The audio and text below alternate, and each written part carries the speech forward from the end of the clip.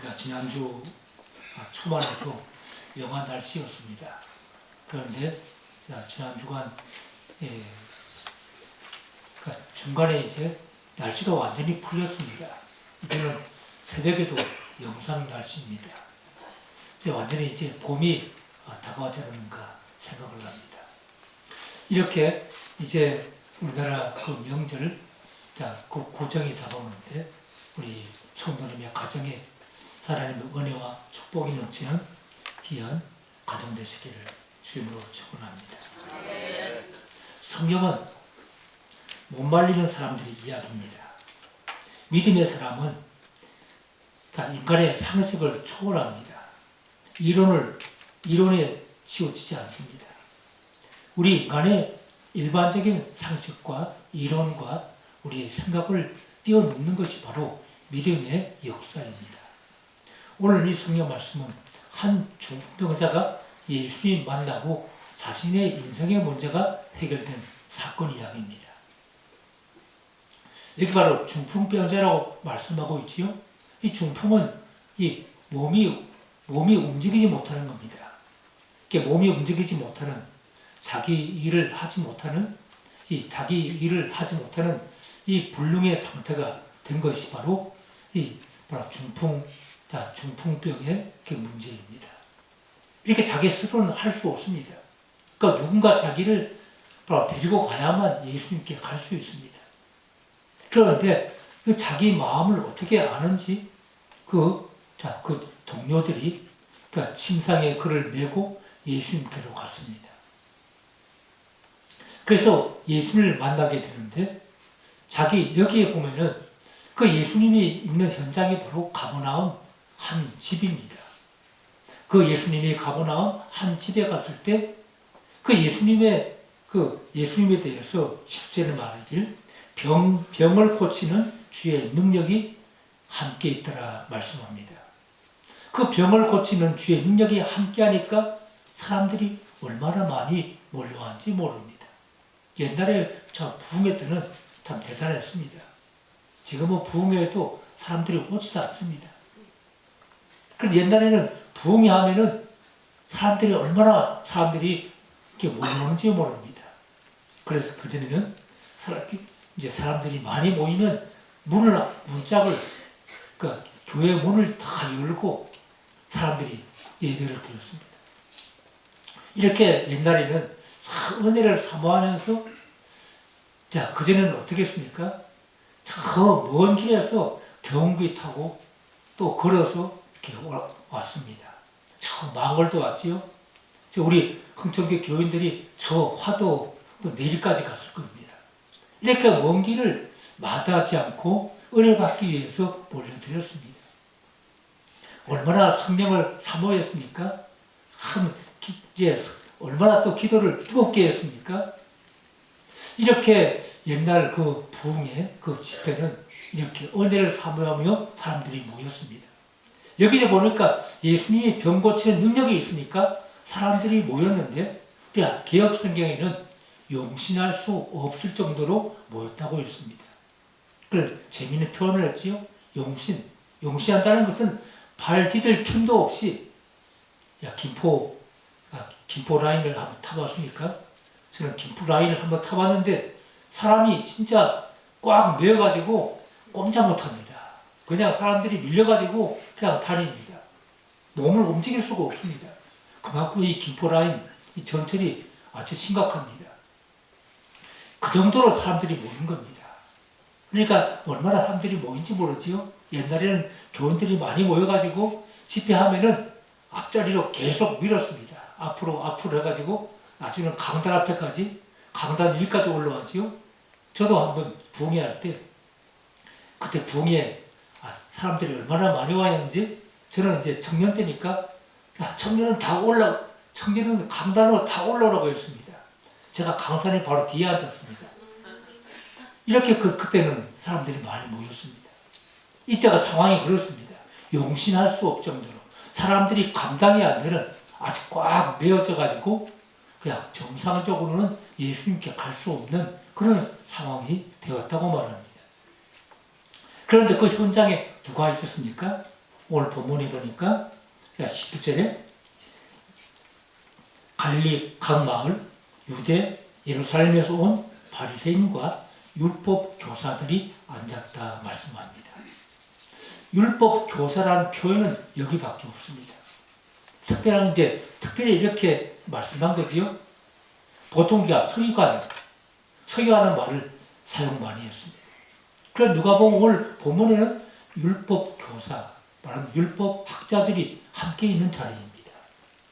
그러니까 예수님도 얼마나 거부하겠습니까?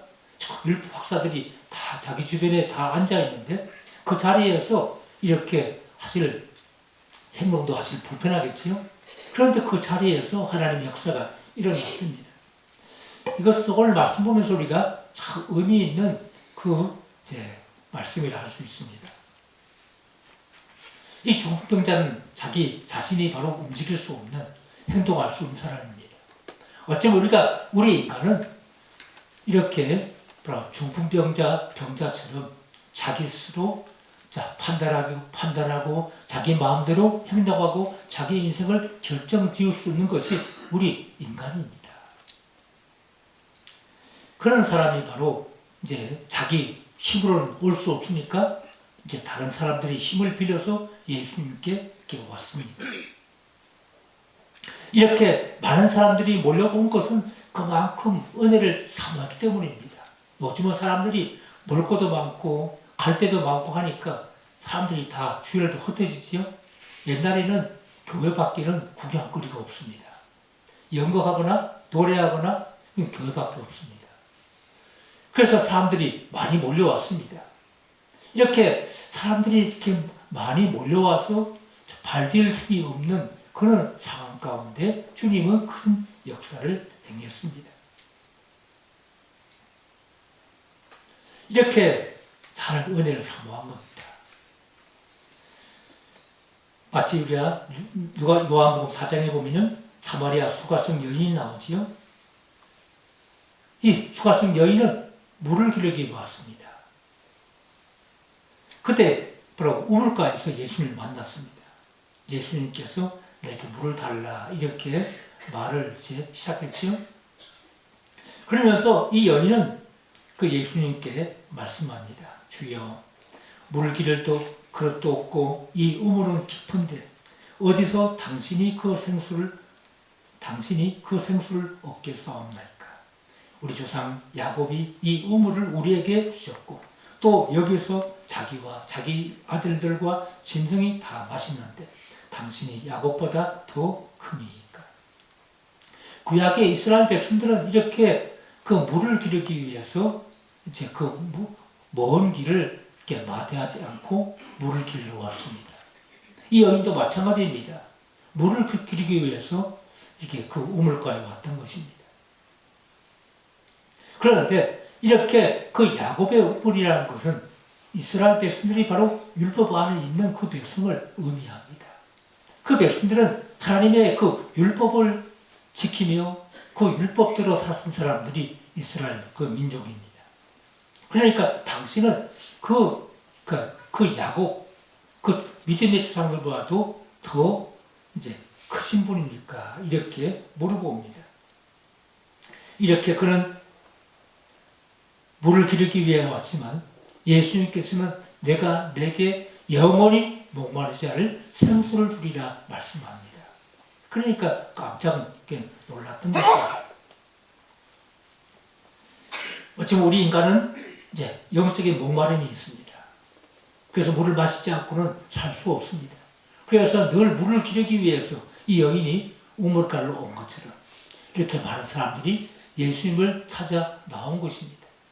어쩌면 세상 사람들은 예수님께 오지 않고 세상의 재미와 세상에 또 자신이 원하는 것을 찾아 헤매고 방황하는 것이 바로 우리 인생이 아닌지 모릅니다. 이제는 볼 것도 많고 하니까 사람들이 교회에 올 필요를 별로 느끼지 않습니다. 세상에 가면은 볼 거 많지요? 칠 것이 많습니다. 그렇지만 마치 우리가 바닷물을 마시면 더 목마른 것처럼 이 세상 사람들이 자기 그 영적인 목마름은 모르고 우리가 자신의 육신적인 것을 추구하고 그것을 찾기 위해서 헤매고 방황하고 있습니다. 그래서 그 재미를 누리고 우리가 쾌락을 누리고 하지만은 그것은 참 늘 목마르면 그러니까 더 목마르고 더 갈증이 있는 것이 바로 우리 인간의 모습입니다. 그 예수님은 바로 이 여인에게 말씀한 것입니다. 내가 영원히 목마르지 않을 그 물을 주겠다. 이렇게 바로 우리 인간은 이렇게 자신의 그 심령의 영적인 그 목마름을 그걸 채울 수가 없습니다. 예수님 만날 때 진정으로 우리의 그 목마름이 해결됩니다. 그런데 우리가 그들이 바로 그 예수님이 참 메시아 하나님인 것을 그들이 알지 못합니다. 이 사건은 예수님께서 죄를 사하시는 능력, 곧 하나님이라는 사실을 보여주기 위한 사건입니다. 예수님이 어떤 분인가? 그들이 바로 병 낫기 위해 예수님께 왔지만 그러나 그것이 목적이 아니지요. 예수님께서는 너희가 나를 만나고 죄사함 받고 이제 구원받는 이것을 주님께서 배웠습니다. 오늘 우리가 이렇게 예수님께로 나왔는데 문제가 생겼습니다. 사람들이 너무나 많이 모여서 예수님께 그 들 것을 들고 나아갈 수가 없었습니다. 여기서 그들이 어떻게 했습니까? 예수님께 가는 길을 만들었지요.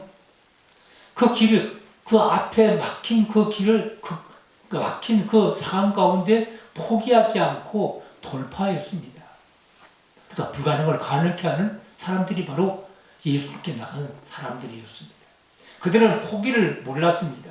불가능 앞에 주저하는 사람들이 아니었습니다. 함께 협력하여서 그들은 무리에 볼지 모르지만 상관치 않고 지붕에 올라가서 지붕을 뚫고 병자를 달아내리기까지 했습니다.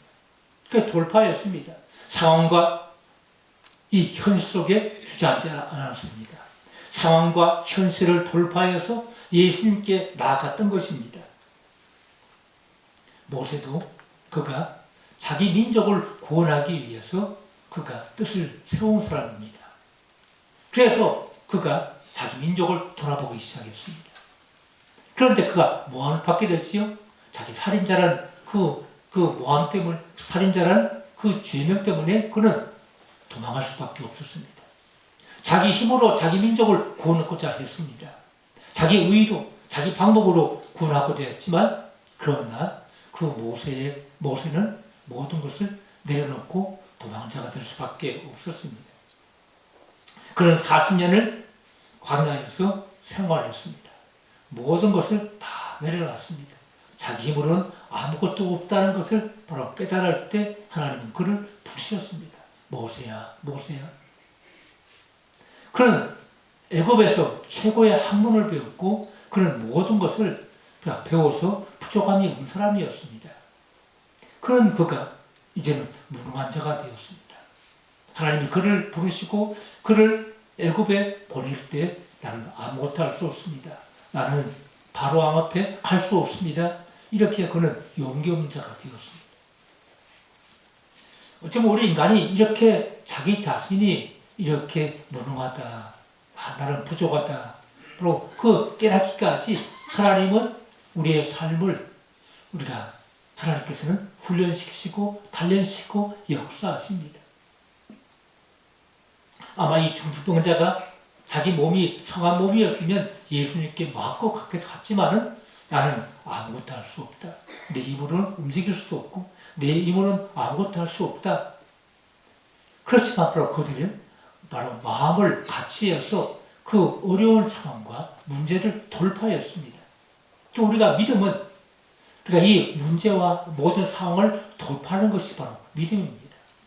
이런 그 상황을 볼 때 예수님께서는 여기 성경 말씀 보니까 그들의 믿음을 보시고 말했습니다. 그 예수님께서는 그들의 믿음을 보셨죠. 어찌보면 얼마나 무례합니까? 남의 집 지붕에서 지붕을 뚫고 내렸으니까 얼마나 참 무례한 사람들입니까?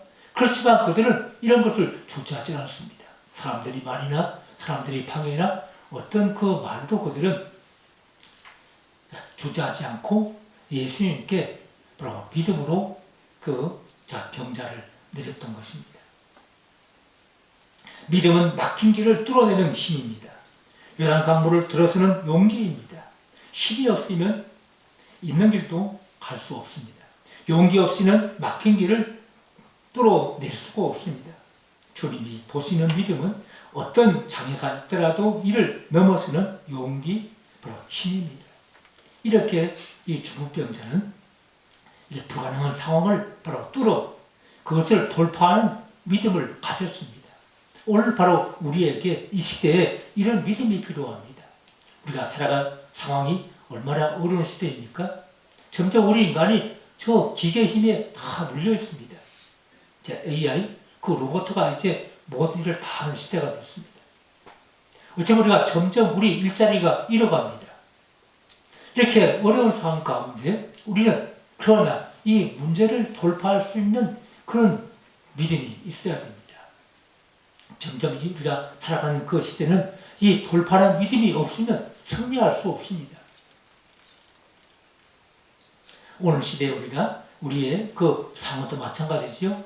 우리가 예수 믿는 것도 마찬가지고 신앙생활도 마찬가지입니다. 점점 우리가 이 교회 신앙생활에 제약을 많이 받습니다. 심지어 우리가 살고 있는 시대는 교회 폐쇄법까지도 올라왔습니다. 차별금지법뿐 아니라 점점 우리가 신앙생활을 자유롭게 할 수 없는 그런 시대가 점점 다가오고 있습니다. 이런 시대에 우리가 돌파하는 믿음이 없으면 그냥 주저앉고 중풍병자처럼 아무것도 할 수 없는 이런 상태로 살 수밖에 없습니다. 이때 우리는 이 중풍병자처럼 돌파하는 믿음을 가져야 할 줄 압니다. 그런데 우리가 마지막에 보면은 주님은 이 바로 중풍병자의 근본적인 문제점을 아셨습니다. 그래서 예수님께서 바로 중풍병을 나으라 하지 않았지요? 오히려 예수님은 내 죄사함을 받았느니라 이렇게 선포합니다. 이 병자에게는 근본적인 문제가 바로 질병의 문제가 아니라 그의 죄의 문제였습니다. 그래서 죄사함 받았느니라 말씀했습니다. 그래서 예수님께서 그 주변에 율법학자들이 구경하고 있었지요? 다 지켜보고 있었습니다. 율법학자들이 그들이 뭐라 했습니까?